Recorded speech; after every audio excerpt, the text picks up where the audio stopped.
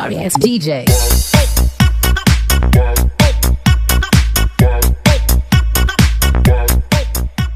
Assalamualaikum warahmatullahi wabarakatuh. Perkenalkan, nama saya Badriah Nurul Hidayati, NIM E 2019-3109 dari kelas AKS 3. Di sini saya akan memenuhi tugas ujian tengah semester mata kuliah Ekonomi Makro Islam, dosen pengampu Gus Dr. Abdul Wadud Nafis LC MII. Baiklah, di sini saya akan menanggapi materi yang telah dijelaskan oleh teman-teman dari kelas AKS 3. Yang pertama, di sini saya akan menanggapi materi mengenai uang dan fungsinya ekonomi makro Islam. Yang pertama, di sini saya akan membahas pengertian atau definisi dari uang itu sendiri. Nah, uang itu sendiri terdapat dua pengertian, uang dalam ekonomi Islam dan uang dalam ekonomi konvensional. Namun, secara keseluruhan yang dimaksud dengan uang adalah sesuatu yang dapat diterima umum sebagai alat pembayaran atau sebagai alat penukar dan alat yang digunakan untuk membayar hutang, entah itu juga sebagai alat pembayaran barang maupun jasa dan lain sebagainya. Kemudian terdapat jenis-jenis uang. Nah, uang yang beredar dalam masyarakat dapat dibedakan dalam dua jenis, yaitu uang kartal atau yang sering disebut common money dan uang giral. Nah, apa yang disebut uang kartal? Uang kartal adalah alat bayar yang sah dan wajib digunakan oleh masyarakat dalam melakukan transaksi jual beli sehari-hari. Sedangkan yang dimaksud dengan uang giral adalah uang yang dimiliki masyarakat dalam bentuk simpanan, seperti deposito yang dapat ditarik sesuai kebutuhan. Uang ini beredar di kalangan tertentu saja, sehingga masyarakat mempunyai hak untuk menolak jika ia tidak mau barang atau jasa yang diberikannya itu dibayar dengan uang atau dibayar dengan uang ini. Untuk menarik uang giral atau orang menggunakan cek. Beralih pada topik selanjutnya, dibahas mengenai fungsi uang. Nah, yang mana fungsi uang ini terdapat dua pengertian menurut ekonomi Islam dan menurut ekonomi konvensional. Baiklah, yang pertama, fungsi uang dalam ekonomi Islam. Sistem ekonomi Islam mengakui fungsi uang itu sebagai medium of change dan unit of account. Yang mana fungsi uang tersebut yang pertama sebagai satuan nilai atau standar ukuran harga. Nah, yang mana fungsi uang ini merupakan fungsi yang terpenting. Uang adalah satuan nilai atau standar ukuran harga dalam transaksi barang dan jasa. Ini berarti uang berperan menghargai secara aktual barang dan jasa. Kemudian yang kedua sebagai media pertukaran dan memenuhi kebutuhan. Uang adalah alat tukar menukar yang digunakan setiap individu untuk transaksi barang dan jasa. Misal nih, seseorang memiliki beras yang cukup untuk memenuhi kebutuhannya. Terdapat lauk pun, maka ia cukup menjual berasnya dengan menerima uang sebagai gantinya. Kemudian ia juga dapat membeli lauk pauk yang ia butuhkan. Begitulah fungsi uang sebagai media dalam setiap transaksi dalam rangka pemenuhan kebutuhan hidup manusia. Kemudian jika menurut fungsi uang dalam konvensional itu, uang memiliki beberapa fungsi dan berbagai peranan dalam kegiatan perekonomian. Pada dasarnya, fungsi-fungsi uang secara umum adalah sebagai alat satuan hitung, alat penukar, kemudian sebagai penimbun kekayaan, sebagai standar pencicilan utang. Kemudian tanggapan yang kedua, saya akan membahas kebijakan fiskal dalam ekonomi Islam. Yang pertama, kita akan membahas definisi atau pengertian terlebih dahulu. Nah, kebijakan fiskal dalam Islam adalah suatu kewajiban negara dan menjadi hak rakyat. Maksudnya bagaimana? Kebijakan fiskal itu bukan hanya sebagai kebutuhan untuk memperbaiki ekonomi maupun peningkatan kesejahteraan rakyat saja, tetapi lebih menciptakan mekanisme distribusi ekonomi yang adil. Nah, dari penjelasan tersebut dapat disimpulkan bahwasanya kebijakan fiskal merupakan kebijakan pemerintah terhadap penerima dan pengeluaran negara untuk mencapai tujuan-tujuan negara. Karena instrumen yang digunakan kebijakan fiskal penerimaan dan pengeluaran negara, maka kebijakan fiskal dalam konteks sistem ekonomi yang sangat erat kaitannya dengan target keuangan negara yang akan dicapai. Kemudian kebijakan fiskal dalam Islam. Seperti yang kita ketahui, Islam adalah agama yang tidak hanya mengatur permasalahan ibadah dan muamalah, tetapi mencakup semua aspek kehidupan, termasuk masalah negara dan pemerintahannya. Dalam Islam, organisasi mendapatkan perhatian yang utama dalam terpenuhnya pekerjaan dan kepentingan publik bagi rakyat, merupakan kewajiban keagamaan dan moral penguasa. Tegaknya suatu negara bergantung pada kemampuan pemerintah dan mengumpulkan pendapatan serta mendistribusikannya pada kebutuhan kolektif masyarakat. Nah, yang pertama sumber-sumber pendapatan dan pengeluaran pemerintah. Dalam pemerintahan memerlukan dana untuk keperluan seperti berbagai jenis pembiayaan. Dalam dunia Islam, pemerintahan memerlukan dana untuk menggunakan APBN untuk mengendalikan pengeluaran pemerintah dan sesuai dengan jumlah pendapatan. Sementara tujuan dari anggaran pemerintah itu sendiri untuk menopang tujuan yang dicapai oleh pemerintah. Tujuan pokok atau tujuan pertama dari setiap pemerintahan Islam adalah untuk memaksimalkan kesejahteraan seluruh warga negara dengan tidak mengabaikan prinsip-prinsip keadilan.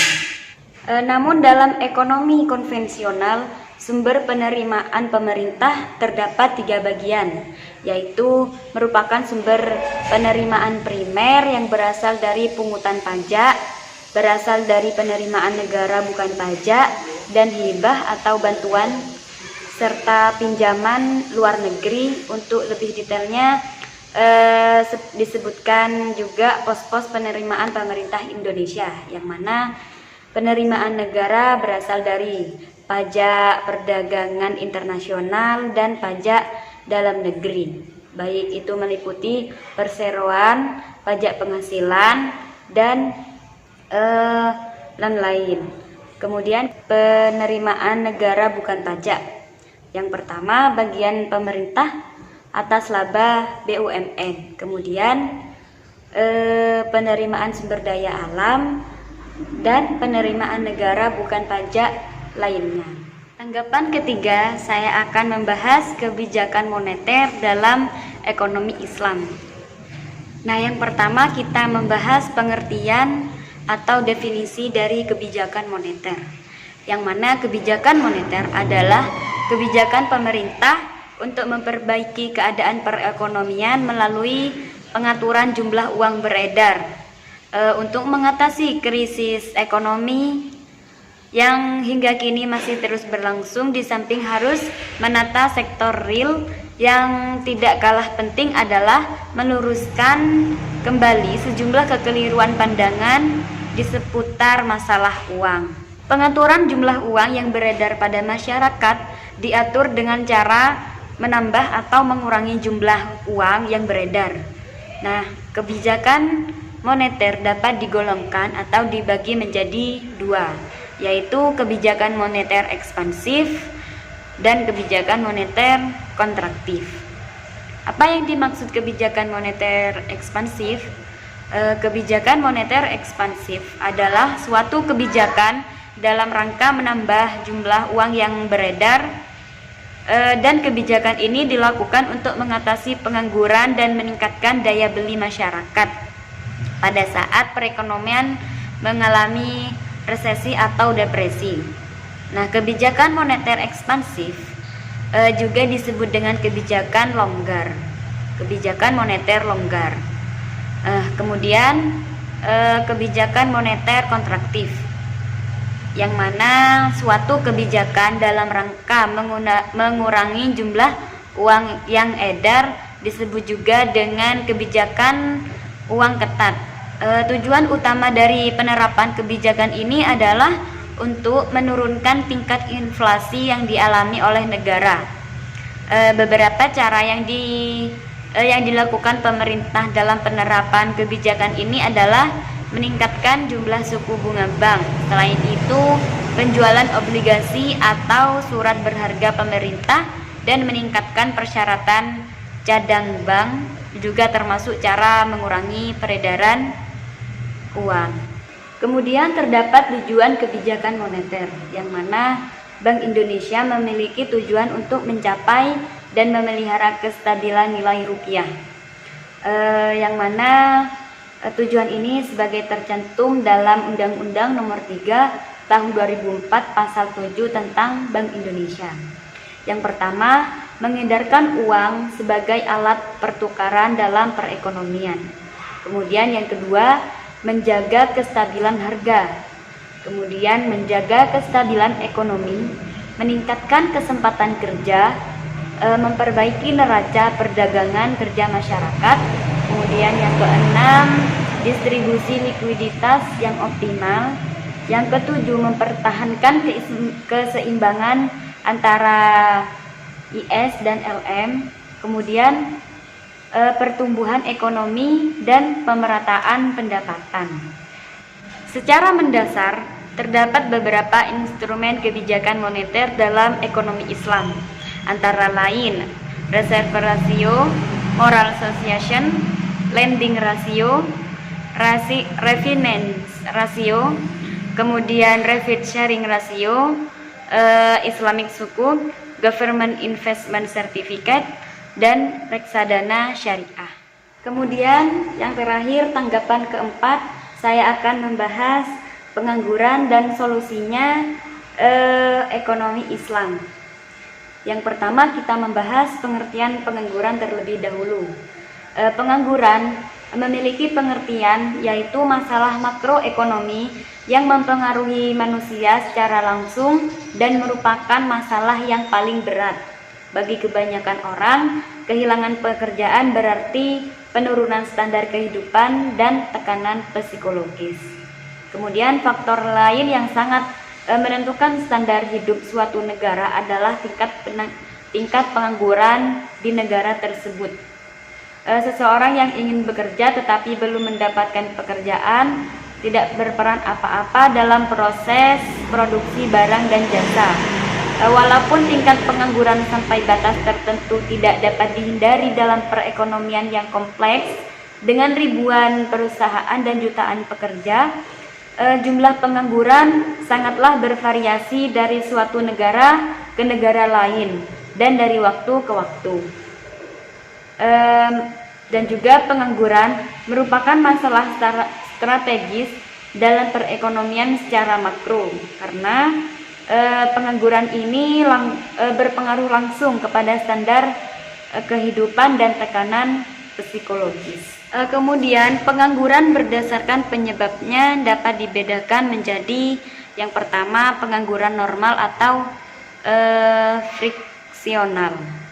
Seringkali dikatakan dalam suatu perekonomian terdapat pengangguran 2 hingga 4% dari jumlah angka kerja, maka perekonomian berada dalam kesempatan kerja penuh. Pengangguran sebesar 2 hingga 4% tersebut dipandang sebagai pengangguran normal atau pengangguran friksional. Kemudian ada pengangguran jenis siklikal, yang mana pengangguran yang muncul akibat perubahan siklus perekonomian. Misalnya ekonomi sedang bagus, banyak perusahaan yang membutuhkan tenaga kerja yang baru dan pengangguran pun berkurang. Sebaliknya, jika perekonomian dan perusahaan merugi, maka akan terjadi PHK. Kemudian yang ketiga, ada pengangguran struktural. Apa yang disebut pengangguran struktural? Pengangguran struktural ini terjadi karena keterampilan tenaga kerja tidak sesuai dengan lapangan kerja yang ada. Pengangguran struktural juga bisa terjadi karena adanya perubahan dalam struktur perekonomian yang menyebabkan penurunan keahlian terjadi karena keterampilan kerja tidak sesuai dengan lapangan kerja yang ada. Nah, pengangguran struktural juga bisa terjadi karena adanya perubahan dalam struktur perekonomian yang menyebabkan penurunan keahlian terjadi karena keterampilan tenaga kerja tidak sesuai dengan lapangan kerja yang ada. Kemudian ada pengangguran teknologi. Pengangguran dapat pula disebabkan oleh adanya alih teknologi, umpamanya peralihan dari tenaga manusia ke tenaga mesin-mesin atau bahan kimia. Misalnya dulu padi itu ditumbuk dengan oleh begitu banyak tenaga manusia di pedesaan agar menjadi beras. Kemudian muncul mesin penggilingan padi sehingga menghasilkan kualitas beras jauh lebih baik dengan lebih efektif dan efisien. Nah, hal tersebut yang menjadi sebab pengangguran teknologi. Kemudian yang kelima, pengangguran musiman, yang mana pengangguran yang berkaitan dengan fluktuasi kegiatan ekonomi jangka pendek, terutama terjadi di sektor pertanian. Misalnya di luar musim tanam dan panen, petani umumnya menganggur sampai menunggu musim tanam berikutnya. Kemudian ada pengangguran politis, yang mana pengangguran ini terjadi karena terbitnya regulasi baru yang secara langsung atau tidak langsung mengakibatkan pengangguran. Misalnya, kenaikan upah minimum oleh pemerintah daerah karena desakan organisasi buruh memaksa para pengusaha melakukan rasionalisasi dengan jalan mem-PHK karyawannya. Kemudian yang keenam, ada pengangguran deflator. Pengangguran jenis ini terjadi karena jumlah tenaga kerja melebihi kesempatan kerja. Kemudian ciri-ciri pengangguran, yang mana berdasarkan ciri-ciri pengangguran dapat dibagi menjadi 3 golongan. Yang pertama, pengangguran terbuka, kemudian pengangguran terselubung, dan pengangguran musiman. Pengangguran terdapat dampak. Salah satu dampak buruk dari pengangguran terhadap perekonomian antara lain tingkat kesejahteraan masyarakat menurun, laju tingkat pertumbuhan ekonomi juga menurun. Kemudian penerimaan dalam bentuk pajak akan berkurang. Kemudian GNP aktual yang dicapai lebih rendah dari GNP potensial. Pengangguran juga memiliki dampak buruk terhadap kestabilan sosial dan politik. Pengangguran yang tinggi akan menimbulkan berbagai masalah sosial dalam kehidupan masyarakat seperti kriminalitas, baik berupa kejahatan penipuan, pencurian, perampokan, dan lain sebagainya. Kemudian obatan terlarang ataupun kegiatan-kegiatan ekonomi ilegal lainnya, dan menimbulkan berbagai masalah politik. Kemudian apa solusinya untuk mengatasi pengangguran? Nah, di sini saya akan membahas solusi untuk mengatasi pengangguran. Ada beberapa program yang bisa dikembangkan untuk mengurangi pengangguran seperti yang disarankan oleh Bank Dunia, yaitu menciptakan pertumbuhan ekonomi, meningkatkan fleksibilitas dan investasi tenaga kerja, dan meningkatkan pekerjaan serta secara langsung. Yang pertama, menciptakan pertumbuhan ekonomi, yaitu dengan mendorong laju investasi sebagai penggerak pertumbuhan ekonomi dan menciptakan efek penggandaan. Kemudian fleksibilitas dan investasi tenaga kerja berkaitan dengan tenaga kerja. Saat ini pengusaha mereka beban yang harus ditangguhkan menjadi semakin berat, khususnya terhadap pekerja yang keluar karena harus memberikan pesangon yang tinggi. Belum lagi produktivitasnya yang rendah pada sebagian pekerja Indonesia. Kemudian di sini saya akan menjelaskan pengangguran dalam perspektif ekonomi Islam. Nah, dalam Islam, kerja adalah suatu prinsip bahwasanya setiap orang diperintahkan untuk bekerja. Orang yang tidak bekerja akan mendapatkan dirinya bergantung pada bantuan orang lain, yang berarti menempatkan tangan mereka di bawah. Dengan tidak bekerja, dia juga telah menyia-nyiakan tangannya yang merupakan sumber daya dan sekaligus harta yang perlu dimanfaatkan. Kemudian Islam juga melarang umatnya untuk mengemis, karena mengemis adalah kutukan bagi manusia dan menederai kemuliaan seseorang serta kehormatannya. Oleh karena itu, semua potensi yang ada harus dimanfaatkan untuk mencari, menciptakan, dan menekuni pekerjaan. Muhammad Al-Bahim sebagaimana yang telah diikuti oleh Mursi mengatakan bahwa ada 3 unsur yang penting untuk menciptakan kehidupan yang positif dan produktif. Yang pertama, mendayagunakan seluruh potensi yang telah dianugerahkan. Kemudian, bertakwa kepada Allah, berlindung dan meminta pertolongan kepadanya ketika melakukan sesuatu pekerjaan. Kemudian, percaya kepada Allah bahwasanya Allah mampu menolak bahaya dan kesombongan yang memasuki lapangan pekerjaan.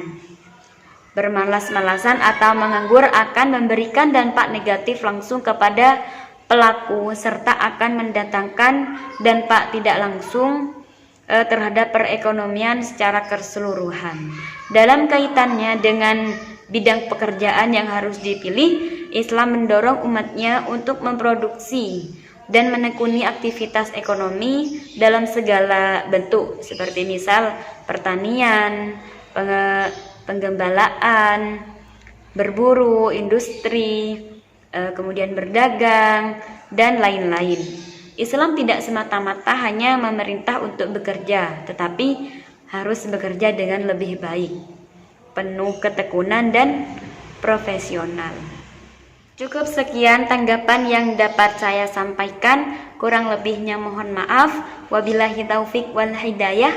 Wassalamualaikum warahmatullahi wabarakatuh.